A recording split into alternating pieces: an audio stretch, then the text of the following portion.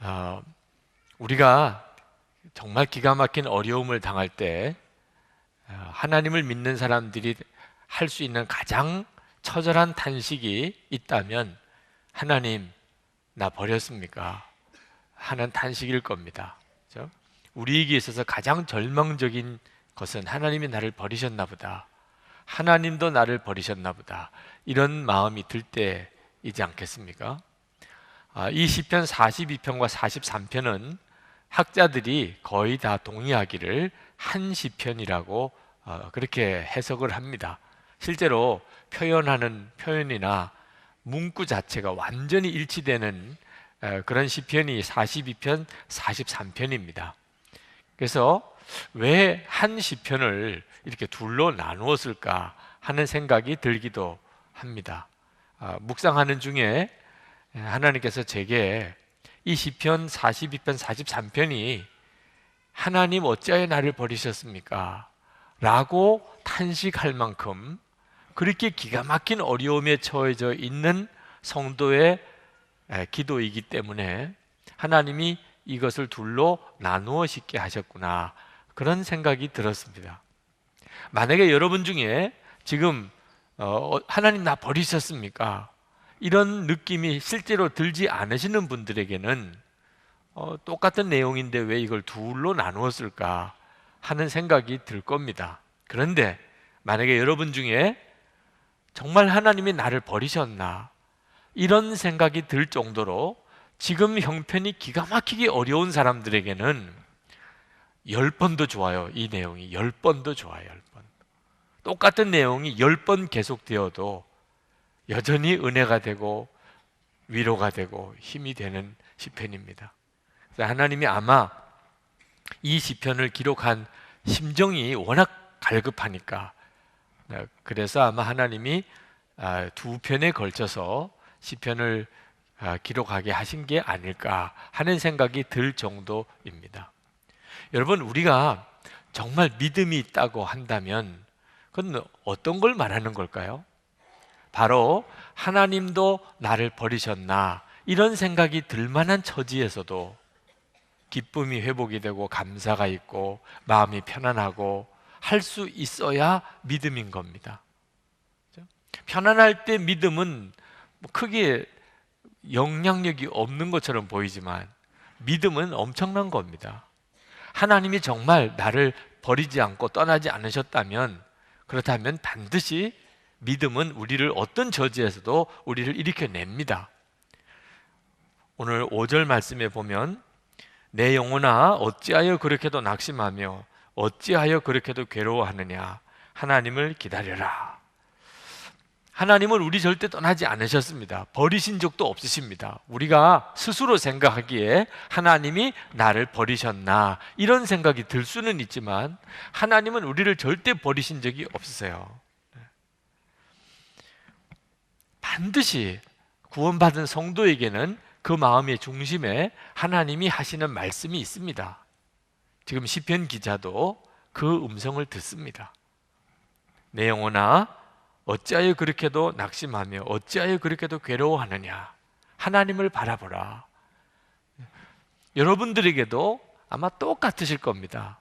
여러분이 어려울 때, 여러분이 좌절할 때, 절망할 때 여러분의 마음에 주님의 음성이 들리실 겁니다. 왜 그렇게 두려워하느냐, 왜 그렇게 낙심하느냐, 하나님을 바라라. 이런 음성을 못 들으신 분이 있으십니까? 어떤 분은 크게 듣고 어떤 분은 작게 들은 차이가 있으실 뿐이에요. 어떤 분들은 듣기는 들어도 분별을 못해서 방황하는 정도이지 주님이 말씀하지 않는 성도는 한 사람도 없습니다. 이 시편 43편 2절에 나오는 하나님, 나의 하나님 어찌하여 나를 버리십니까? 이 구절은 사실은 예수님께서 십자가에서 하신 말씀입니다. 마태복음 27장 46절에 제9시즈음에 예수께서 크게 소리질러 가라사대 엘리 엘리 라마 사박다니 하시니 이는 곧 나의 하나님 어찌하여 나를 버리셨나이까 하는 뜻이라. 예수님이 십자가에서 이 말씀을 하실 것을 예표로 시편에 이미 먼저 기록해 두신 겁니다.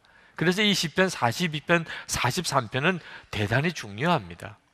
예수님의 십자가의 은혜를 그대로 우리에게 전해주는 도구입니다. 하나님의. 예수님께서 십자가에서 정말 가장 힘들고 어려울 때 하나님께 왜 나를 버리셨냐고 이렇게 탄식하신 것을 보면 우리가 당하는 가장 큰 고통은 하나님으로부터 버림받는 거라는 걸 알 수가 있습니다. 우리가 죄를 짓고 하나님으로부터 저주를 받은 상태에 빠졌는데 그게 바로 하나님과 관계가 끊어진 겁니다.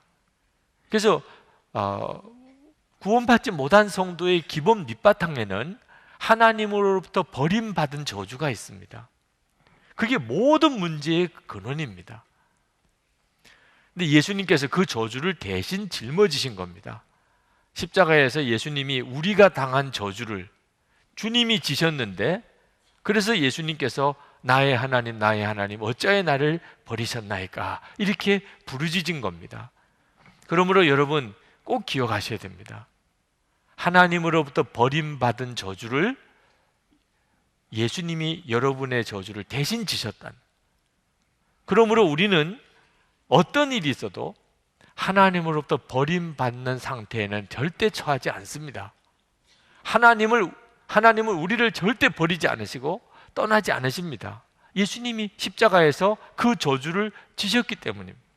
갈라디아서 3장 13절에 그리스도께서 우리를 위하여 저주를 받은 바 되사 율법의 저주에서 우리를 속량하셨으니 기록된 바 나무에 달린 자마다 저주 아래 있는 자라 하였습니다.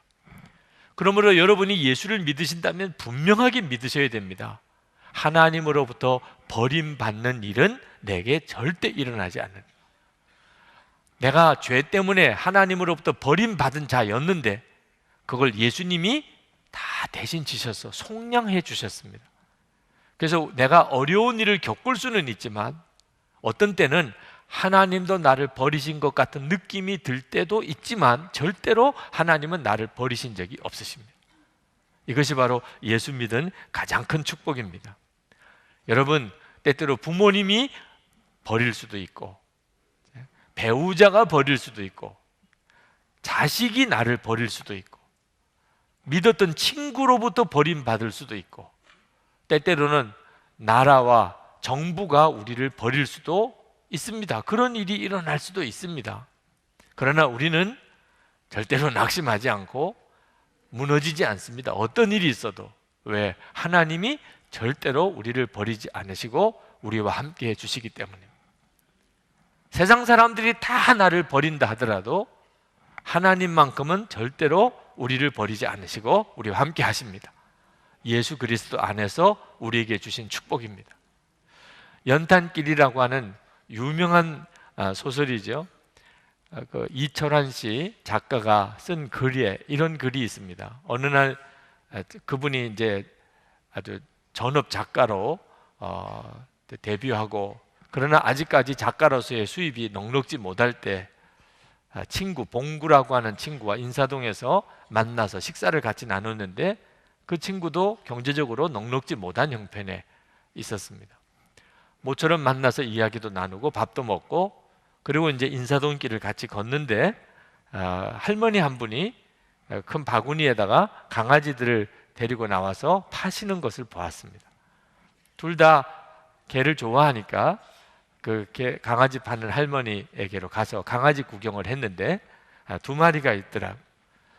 그 할머니가 강아지를 사라고 싸게 줄 테니까 사가라고 하면서 이야기를 하기를 어미가 6마리 새끼를 낳아서 강아지를 팔러 나왔는데 사람들이 다 그 중에서 제일 이쁜 놈을 골라간다는 겁니다.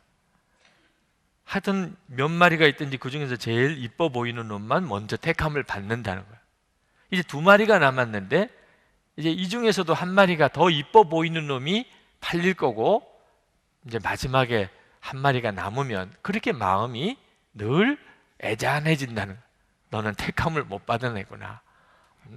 너는 버림받은 애구나. 이런 느낌이 늘 든대면서 이제 강아지 파는 이야기를 하시면서 이뻐 보이는 놈을 줄 테니까, 싸게 줄 테니까 가져가라고. 근데 강아지를 살 만한 돈이 없어서 강아지를 사지 못하고 지나갔어요. 근데 이분의 마음에 딸 생각이 납니다. 우리 딸이 강아지를 참 좋아하는데 이제 내일이 생일인데 돈이 있으면 한 마리 사줬으면 좋겠는데 너무 아쉽다고. 그렇게 친구와 이야기를 하고 헤어졌어요. 집에 가는 내내 그 강아지 생각이 납니다. 그래서 그 다음 날 딸을 데리고 나가서 조그만 강아지 인형을 하나 사줬대요. 살아있는 강아지는 아니지만 그 인형 강아지를 끌어안고 집에 오는 내내 잠이 들어있는 딸을 보면서 더 마음이 또 애잔해지더랍니다. 근데 집에 들어왔는데 눈이 내리는 중에 이제 집을 들어오는데 현관문을 마당에 문을 열고 대문을 열고 들어가는데 그 마당에 눈이 이렇게 내리는데 나무에 강아지 한 마리가 묶여 있는 거예요. 그 딸이 얼마나 좋아하는지 강아지 인형을 던지고 달려가서 그 강아지를 끌어안았습니다. 옆에 편지가 하나 있더랍니다. 봉구라고 하는 친구가 쓴 편지입니다. 철아나, 봉구 다녀간다. 도둑처럼 주인도 없는 집 담을 넘었다. 내 딸내미가 생일 선물로 강아지 선물 받고 싶다고 했다면서 어젯밤 너하고 헤어진 뒤 강아지 파는 할머니한테 다시 갔었다. 남은 2마리 중에 조금 더 미운 놈을 사가지고 왔다. 우리 집에서 하루 재우고 오늘 데려왔어. 이 강아지 있잖아. 학교 다닐 적 내 모습을 많이 닮은 것 같다. 나처럼 못나고 공부도 못하는 애들은 어디 가나 찬밥이었으니까. 예수님은 못난 사람들, 힘없는 사람들을 제일로 사랑하셨다는데 말이야. 힘내라. 너는 멋진 소설가가 될 거야. 틀림없이. 봉구라는 친구의 편지를 읽으면서 눈이 내리는 중에 하늘을 쳐다보는데 그렇게 눈물이 나더라고 합니다. 자, 여러분, 우리가 믿는 예수님은 우리가 못났기 때문에, 약하기 때문에, 사람들로부터 버림받은 존재니까 우리를 더 아끼시고 우리와 더 함께 하시는 주님이십니다.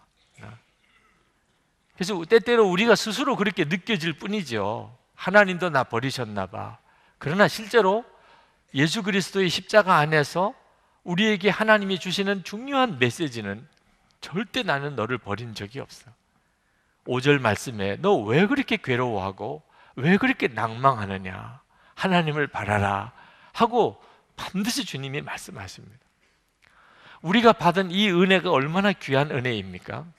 그런데 여러분, 우리가 그렇게 귀하고 놀라운 은혜를 받았지만 중요한 것은 그런 은혜를 받은 게 중요한 것 아니고 그런 은혜를 실제로 누리고 살아야 한다는 겁니다. 버림받은 것 같을 때 나를 떠나지 않으시고 여전히 나와 함께 하시는 하나님 때문에 위로를 받고 세상 사람들로부터 다 내가 따돌림을 받는 것 같을 때 그때 여전히 나와 함께 하시고 나를 더 사랑하시는 주님을 진짜 알고 새 힘을 얻어야 그의 은혜를 받은 거잖아요. 은혜를 받았다, 나는 믿는다, 아무리 그래도 조금만 힘들고 어려우면 하나님 나 버리셨나 봐 그러고 그냥 무너져 버린다면 그 은혜가 무슨 소용이 있으며 믿음이 무슨 의미가 있냐 말입니다. 그러므로 우리가 정말 이 놀라운 은혜를 받았다면 우리와 함께 하시는 하나님, 그 임마누엘이시죠. 우리와 함께 하시는 하나님에 대해서 우리가 분명하게 알아야 되고 그리고 우리와 함께 하시는 하나님과 동행하는 삶을 살아야 하는 겁니다. 여러분, 예수님은 이름이 둘이 있는데 예수라고 하는 이름은 우리를 자기 백성을 죄에서 건질 자라는 뜻입니다. 속죄주라는 뜻이죠. 예수님은 우리의 속죄주이십니다. 그러나 예수님에게 또 한 이름이 있는데 그것은 임마누엘입니다. 하나님이 우리와 함께 하신다. 많은 분들이 예수님을 믿어도 속죄주이신 예수님을 아는데 그치고 있는 게 안타까운 일이에요. 예수님은 하나님이 우리와 함께 하시는 분이십니다. 그러므로 우리가 예수님을 믿을 때 하나님이 우리와 함께 하시는 것까지 정말 알고 믿어야 비로소 예수를 믿은 진짜 능력이 우리의 삶에 나타나는 거예요. 모든 것에서부터 다 버림받은 것 같은 그런 상황에서도 우리는 하나님을 찬양하고 또 새 삶에 대한 용기를 가지고 일어날 수 있단 말입니다. 지난 주간에 주일 저녁에 저 서초동에 있는 서초 성결교회에 가서 저녁 집회 말씀을 전하고 왔습니다. 예배당을 새로 지으셨는데 참 기가 막히게 지으셨더라고요.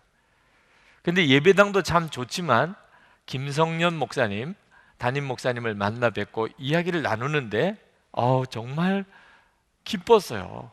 그 목사님도 저하고 생각과 목회 방향이 어쩌면 그렇게 똑같으신지, 올해 교회 표가 예수님과 동행하는 삶이 있더라고요.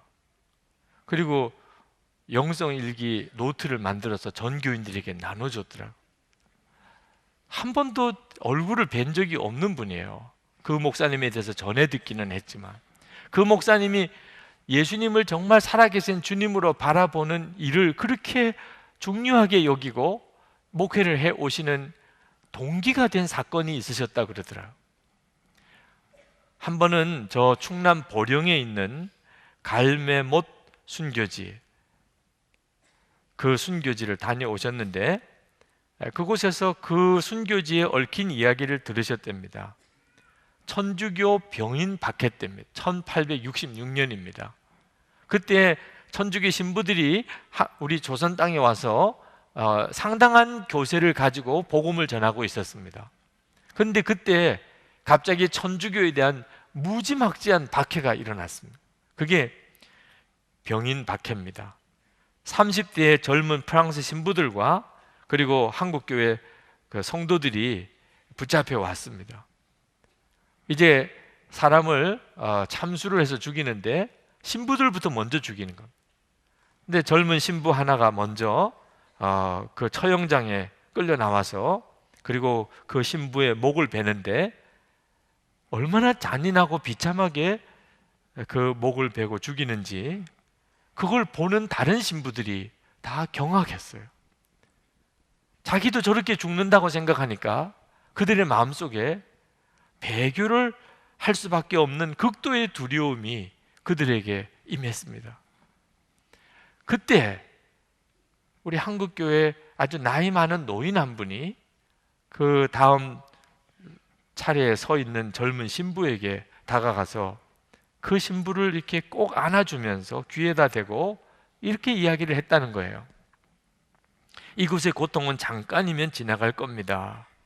조금 후면 우리는 신부님이 전하신 말씀대로 더 좋은 곳에서 그리스도와 영원히 살게 될 겁니다. 더 좋은 곳을, 그곳 천국을 바라보세요, 신부님. 그 말에 신부가 정신이 돌아왔어요. 그리고 담대하게 참수형의 공포를 이겨낼 수 있었다. 그런 이야기를 이제 설명을 쭉 안내하시는 분이 해주시더래요. 그리고 그 순교 기념 성당으로 들어가는데 마음에 질문이 생기더랍니다. 도대체 무엇이 그 죽음의 극한 공포에서 그들을 지켜준 것일까? 그리고 성당을 들어가는데 입구 벽에 조각이 되어 있는 문구를 보았습니다. 하얀 글자로 거기에 쓰여져 있기를 예수를 가진 자는 모든 것을 가진 자이다. 그렇게 벽에 쓰여져 예수를 가진 자는 모든 것을 가진 자이다. 마치 정기의 감전이 되듯이 꼼짝도 할 수 없이 그 문구를 바라보았다는 거예요. 그리고 그 다음부터 예수님을 가진 자로 성도들을 세워야 하겠구나. 예수님이 정말 마음에 계신 자로 그렇게 내가 목회를 해야 되겠구나. 그렇게 생각을 하셨다는 거예요. 저는 어릴 때부터 순교에 대한 일화를 여러 번 들었습니다.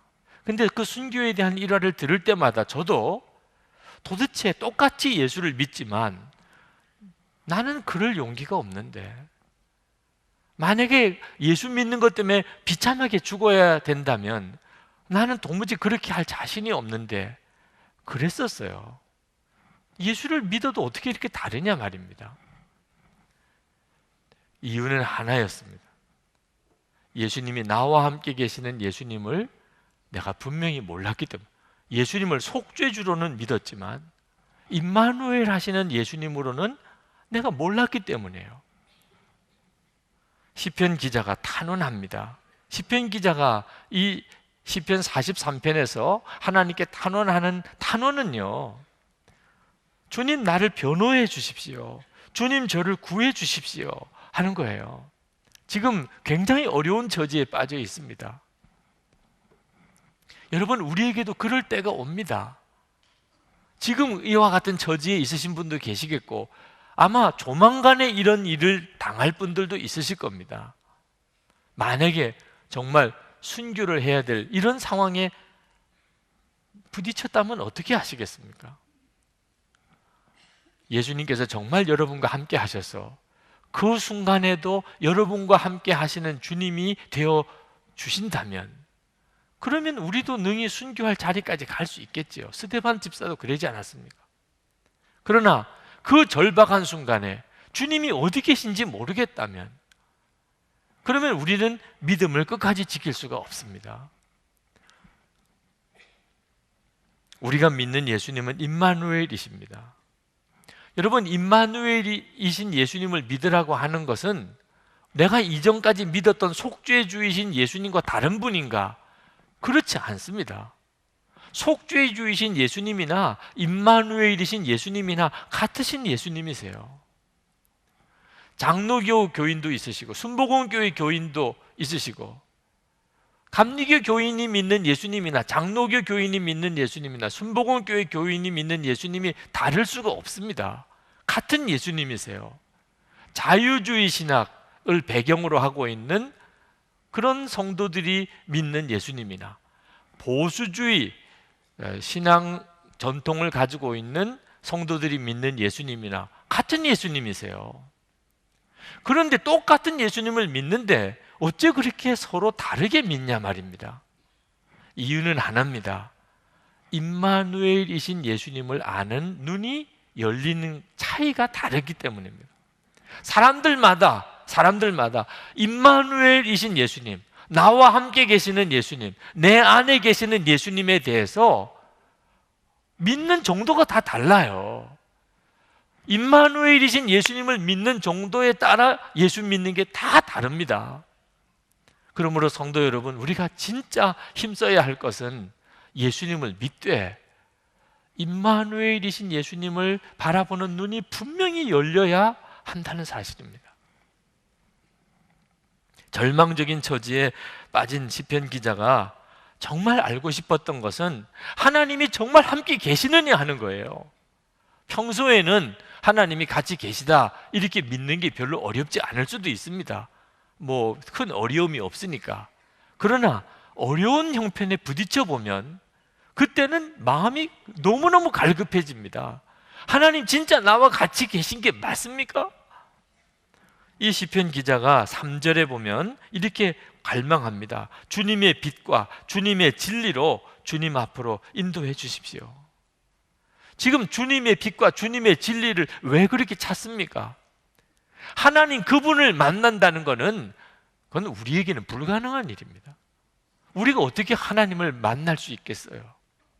그래서 이 시편 기자가 주님의 빛으로, 주님의 진리로 그렇게 역사해 달라는 거예요.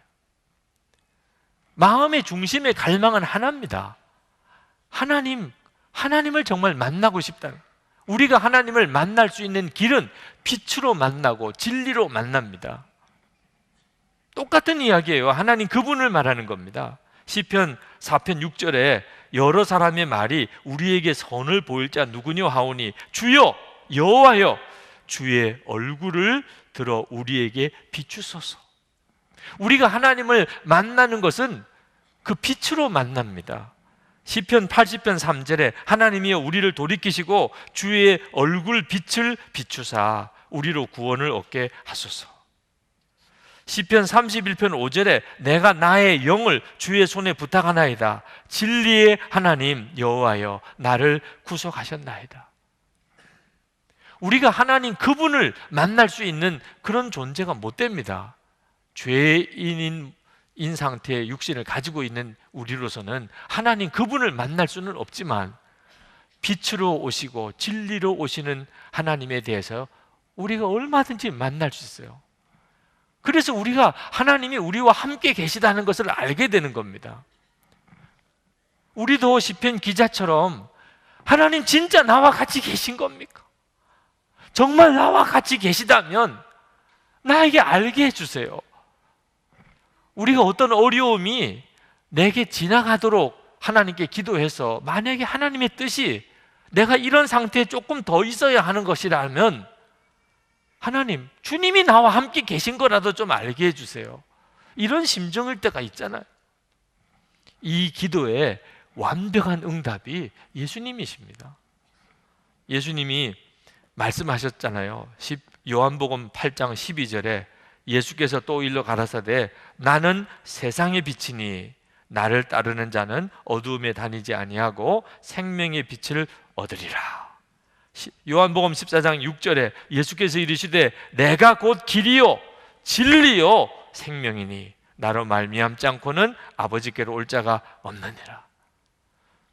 여러분, 임마누엘 하신 예수님은 우리에게 빛으로 진리로 우리에게 만나 주시고 지금도 그렇게 하십니다. 지금 여러분들이 이렇게 예배를 드리고 계시는 이것이 우리 주님을 정말 놀라우게 만나고 계시는 시간이에요. 문제는 우리가 임마누엘이신 주 예수님과 얼마나 친밀해졌느냐고 하는 게 문제예요. 예수님께서 우리의 사후 대책이라고 믿으십니까? 죽고 난 다음에 여러분 무슨 대책이 있으세요? 우리에게는 있지요. 뭡니까? 예수님이시죠. 그죠? 돈 아무 소용 없어요. 죽고 난 다음에. 세상 명예 아무 소용 없어요. 공부 많이 하고 적게 한 거 아무 차이 없어요. 죽고 난 다음에.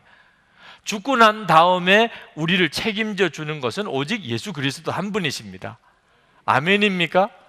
이 점에 대해서 다 아멘이실 거예요. 예수님은 우리의 사후 대책이세요. 자, 그렇다면 사후 대책은 이제 마련이 됐는데 노후 대책은 어떻습니까? 예수님은 나의 노후 대책이라는 것에 대해서도 아멘이십니까? 실제로는 아멘 안 되는 분이 많으실 거예요. 네.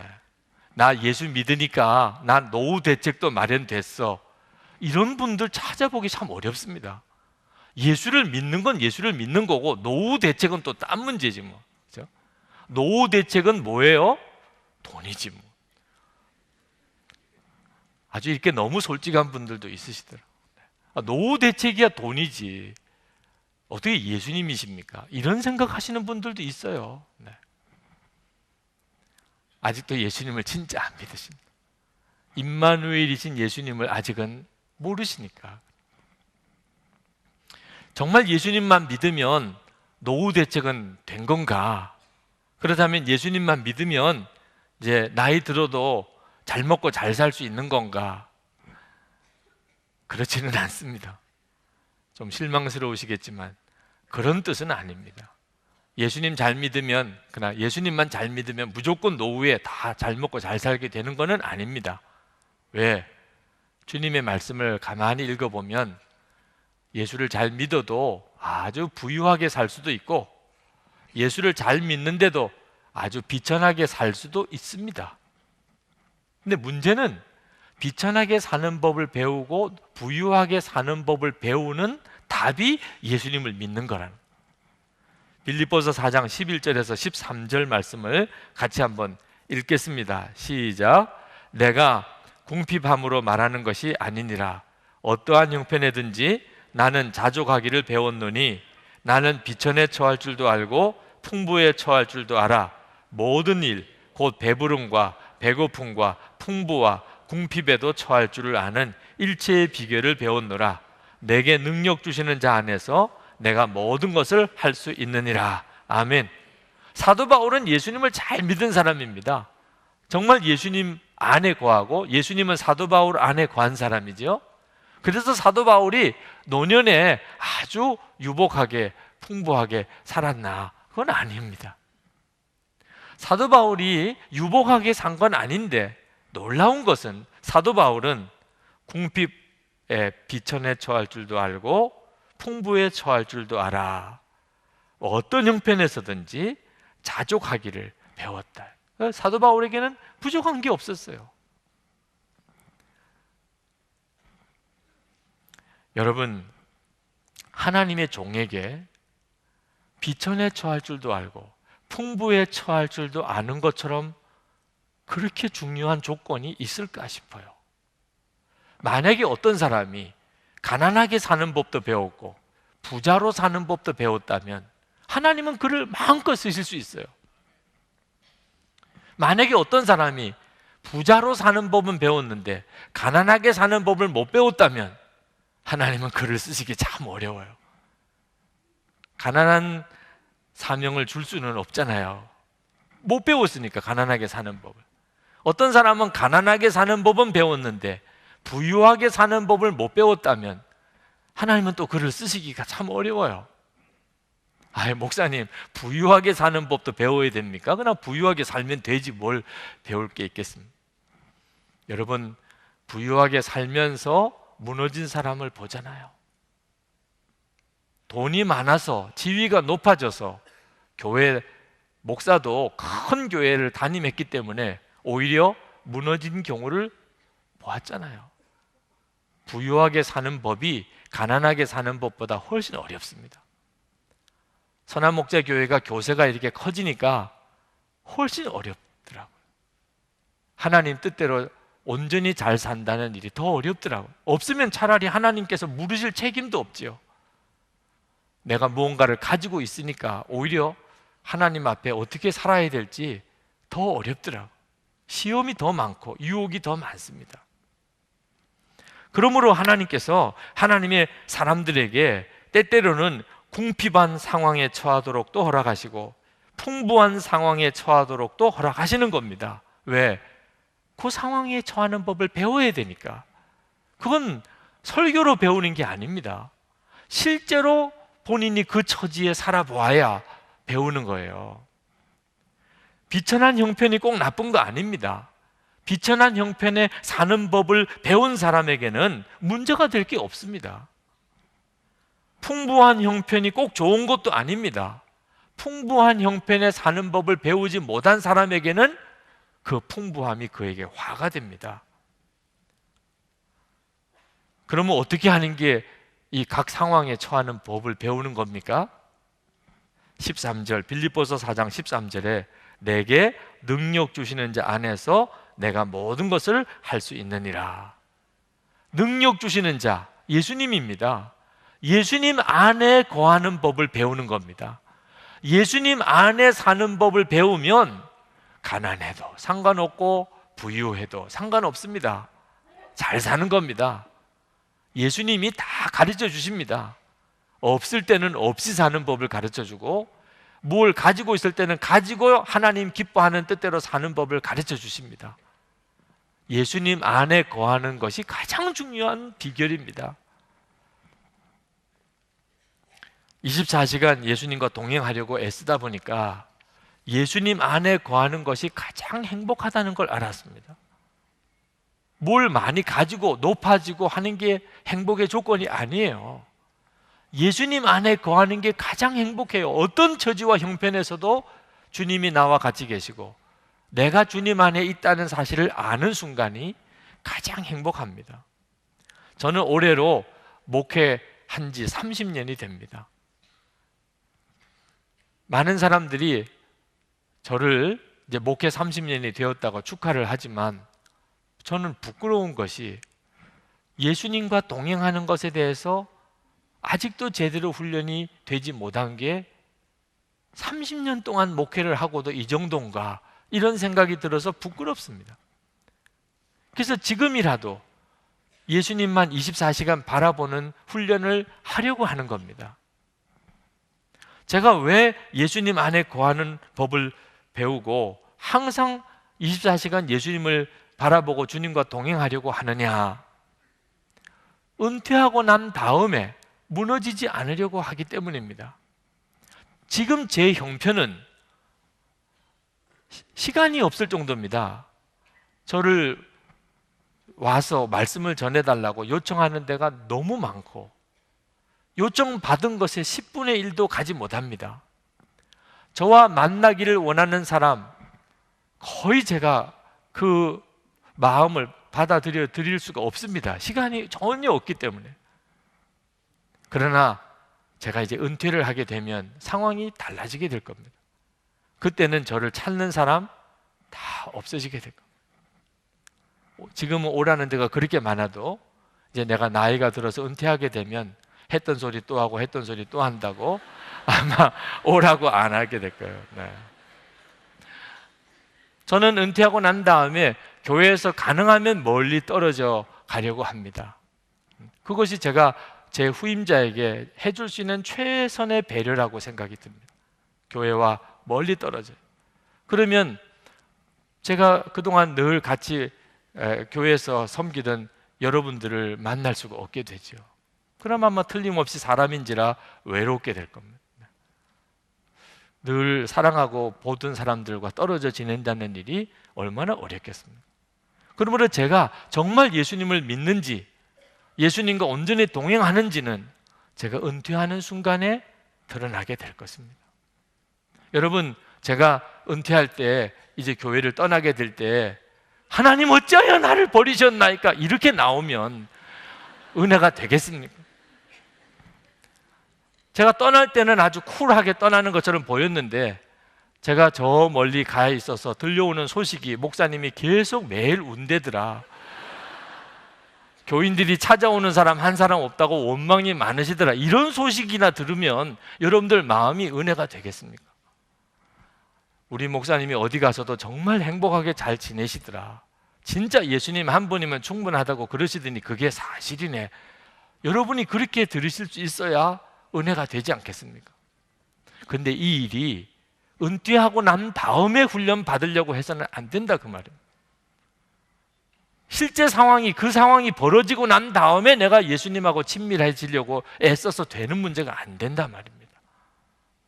지금부터 주님과 친밀한 교제 속에 살아야 비로소 이제는 제가 은퇴를 하고 떠나도 주님이 떠나신 건 아니니 늘 그렇게 가까이 함께 계시는 주님은 늘 저와 같이 계시니 그러니 뭐가 문제가 될 게 있겠습니까?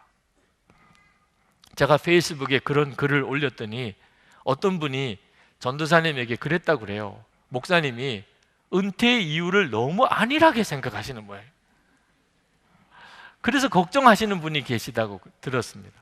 은퇴 준비는 해야지, 노후 준비는 하셔야지. 어떻게 예수님만 바라보고 저렇게 사시다가 나중에 가서 큰일 나려고 하신다고. 그래서 전도사님께 충고를 목사님께 좀 해드리라고 그랬다고 들었어요. 그분 말씀에 저는 전혀 이의가 없습니다.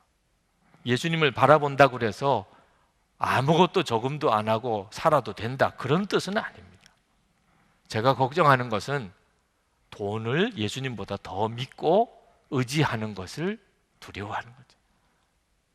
돈이 노후 준비라고 생각하는 그게 두려운 거죠. 실제로는 그렇지가 않습니다. 예수님이시죠. 예수님은 어떤 처지에서도 사는 법을 가르쳐 주시는 분입니다. 그리고 행복하게 만드십니다. 어떤 처지에서도. 그러면 충분한 거죠. 토니 캄플러 이런 이야기를 했습니다. 모든 인간은 죽을 때 이루지 못한 업적 때문에 후회하면서 죽지 않는다. 바르게 살지 못한 것을 후회하면서 죽는다. 죽을 때 되면 알게 됩니다. 무슨 일을 세상에 사는 동안에 거창하게 했느냐, 그때는 아무 의미가 없습니다. 그때는 하나님 뜻대로 내가 바로 살았냐 하는 것만 남습니다. 시편 기자는 절망 중에 주님의 음성을 듣습니다. 내 영혼아 어찌하여 그렇게도 낙심하며 어찌하여 그렇게도 괴로워하느냐, 하나님을 기다려라. 여러분, 이 음성이 여러분의 마음속에도 크게 들릴 수 있어야 합니다. 어려운 일이 왔을 때 더 크게 들릴 수 있어야 합니다. 급할 때 가서 그런 음성 들으려고 해서는 답답하기만 합니다. 그러므로 연습이 필요한 거예요. 살아계신 주님, 나와 함께 계시는 주님을 바라보는 눈을 뜨고 사는 것 연습이 필요합니다. 주님의 음성을 듣고 사는 것 연습이 필요해요. 지금이 여러분에게 그와 같은 때입니다. 그러므로 영성일기를 쓰면서 24시간 예수님을 바라보는 훈련을 하시라는 거예요. 그런데 안타깝게도 많은 성도들이 이 일에 대해서 안일하게 생각합니다. 기회는 하나님이 주셨는데 전혀 준비를 안 하시고 계신 거예요. 소크라테스에게 어떤 제자가 와서 어떻게 하면 내가 진리를 알 수 있겠습니까? 그랬더니 소크라테스가 다짜고짜 그 제자를 끌고 강으로 끌고 들어가서 머리를 물속에다가 집어넣는 거예요. 이 제자가 막 죽겠다고 발버둥을 치면서 겨우 벗어나왔습니다. 그래가지고는 자기를 죽이려고 한 소크라테스에게 왜 그렇게 하셨냐고. 내가 너를 머리를 물속에다가 쳐박고 못 나오게 할 때 너 심정이 어떻겠느냐? 죽는 줄 알았죠. 그래서 어떻게 했냐? 숨 쉬려고 발버둥을 쳤지요. 그렇게 진리를 찾으면 반드시 찾는다. 말로 해도 될 일을 왜 그렇게 하셨나 몰라요. 여러분, 정말 예수님과 친밀하게 살기를 원하십니까? 우리에게 다 하나님이 그렇게 기회를 주시고 계세요. 문제는 우리 마음이 그만큼 갈급하지 않다고. 이제 하나님 어찌하여 나를 버리셨나이까? 이런 순간이 와서야 비로소 주님 나에게도 말씀하세요 이러니 답답한 거죠. 지금 내게도 그런 날이 올 것이다 하는 사실을 명심하고 24시간 주님은 나와 같이 계시니 나도 24시간 주를 바라보겠습니다. 주님이 내게 주시는 말씀을 내가 큰 소리로 듣는 자가 되기를 원합니다. 여러분이 그렇게 사셔야 합니다. 오늘도 일이 잘 되나 안 되나, 형편이 좋으냐 나쁘냐 이거 따지지 마시고 예수님, 나와 함께 계시는 예수님이 정말 나에게 뭘 말씀하시는지, 주님은 나에게 어떻게 인도하시는지를 더 주목해 보시고 주님과 온전히 동행하시는 여러분 되기를 축복합니다. 기도합시다. 여러분들의 마음에 간절함으로 주님께 기도하시기 바랍니다. 주여, 제가 주를 원합니다. 주 예수님과 동행하는 바로 그 사람 되기를 원합니다. 통성으로 기도하겠습니다. 은혜와 사랑이 충만하신 아버지 하나님,